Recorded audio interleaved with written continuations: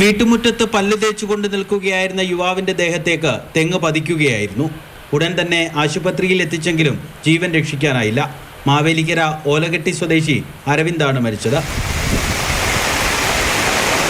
ആലപ്പുഴയിൽ ദേശീയപാതയോട് ചേർന്നുള്ള നിരവധി വീടുകളിൽ വെള്ളം കയറി.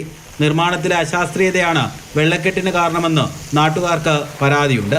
കുട്ടനാട്ടിൽ നിലവിൽ ആശങ്കയില്ല.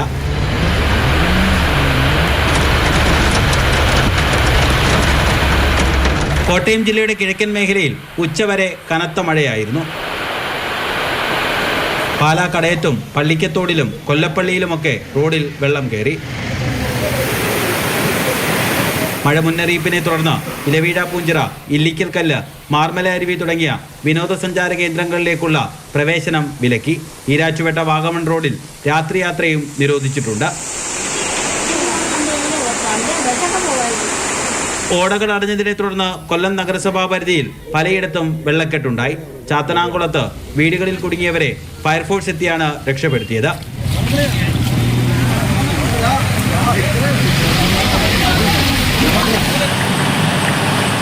കോട്ടയത്ത് 2, ആലപ്പുഴയിൽ 5 ദുരിതാശ്വാസ ക്യാമ്പുകൾ തുറന്നു.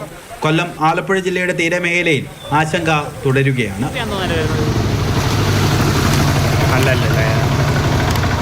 മാതൃഭൂമി ന്യൂസ്, ആലപ്പുഴ.